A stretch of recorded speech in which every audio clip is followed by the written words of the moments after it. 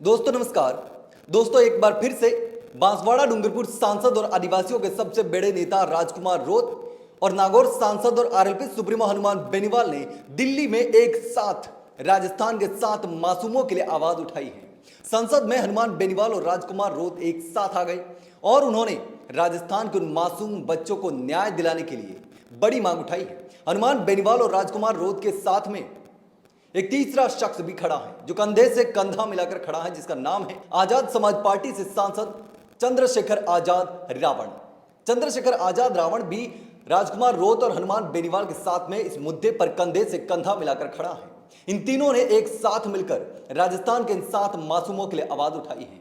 एक और शख्स की जान चली गई है, मासूम बच्चे की जान चली गई है स्कूल का गेट गिरने से।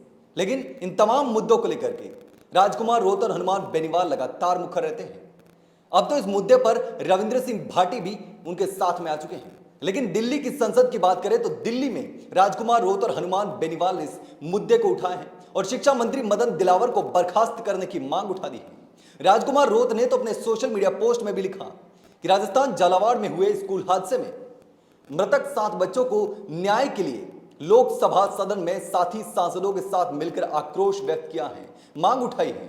केंद्र सरकार और राज्य सरकार से मांग है कि पीड़ित परिवार को 1-1 करोड़ रुपए का मुआवजा दिया जाए और शिक्षा मंत्री मदन दिलावर को बर्खास्त किया जाए। तो राजकुमार रोत ने साफ तौर पर यह मांग उठाई है कि मदन दिलावर जो शिक्षा मंत्री हैं राजस्थान के, उनको बर्खास्त किया जाए।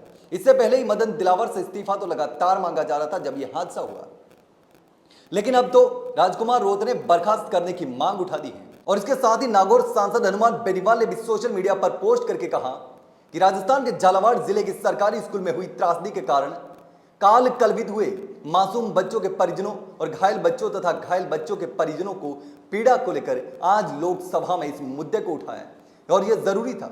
इसके साथ ही उन्होंने लिखा, सरकारों के संवेदनहीन होने के परिणाम स्वरूप ऐसी घटनाएं हो जाती हैं। एक तरफ चांद पर पहुंचने की बातें हो रही हैं और दूसरी तरफ देश की सरकारी स्कूल में अपना भविष्य संवारने के लिए बैठा कोई गरीब बच्चा पढ़ने के साथ इस डर को भी मन में लेकर बैठा रहता है कि कहीं ये स्कूल की छत न गिर जाए। यानी कि राजकुमार रोत और हनुमान बेनीवाल ने एक साथ मुद्दे को उठाया है और राजकुमार रोत ने तो साफ तौर पर शिक्षा मंत्री मदन दिलावर को बर्खास्त करने की मांग उठा दी है और उसी फोटो के साथ, उसी मुद्दे के साथ हनुमान बेनीवाल ने भी राजकुमार रोत के साथ में सोशल मीडिया पर पोस्ट किया है। और उनके साथ मौजूद है चंद्रशेखर आजाद रावण, जो कि दलित समाज के सबसे बड़े नेता हैं और आजाद समाज पार्टी के सुप्रीमो हैं। वो भी लगातार दलित समाज को लेकर के मुखर रहते हैं, उनके मुद्दों को लेकर के मुखर रहते हैं। लेकिन अब दिल्ली की संसद में इन तीनों ने मिलकर राजस्थान सरकार पर सवाल या निशान लगा दिए हैं, राजस्थान सरकार पर सवाल खड़े कर दिए हैं और शिक्षा मंत्री से इस्तीफा मांग दिया है। लेकिन दोस्तों इस पूरे मामले पर आप क्या सोचते हैं?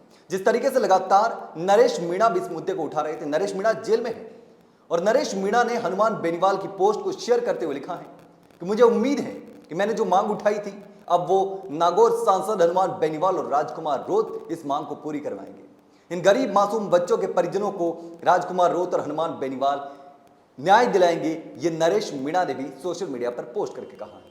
लेकिन दोस्तों इस पूरे मामले पर आपका क्या सोचना है? जिस तरीके से ये घटना हुई और लगातार इस तरीके की घटनाएं जो हो रही हैं, इस पूरे मामले पर आपकी क्या राय है? इसमें किसकी गलती है? या सरकार की गलती है, अधिकारियों की गलती है, प्रशासन की गलती है, सिस्टम की गलती है?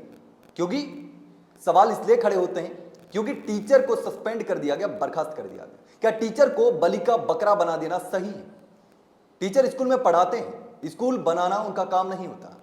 दीवारों का निर्माण करना, बिल्डिंग का निर्माण करना टीचर का काम नहीं होता। अगर टीचर की लापरवाही है तो उसे सस्पेंड किया जाना चाहिए, सख्त से सख्त कार्रवाई उसके खिलाफ होनी चाहिए। लेकिन जो जिम्मेदार हैं, असली जिम्मेदार है, उनके खिलाफ कार्रवाई कौन करेगा? ये सबसे बड़ा सवाल है।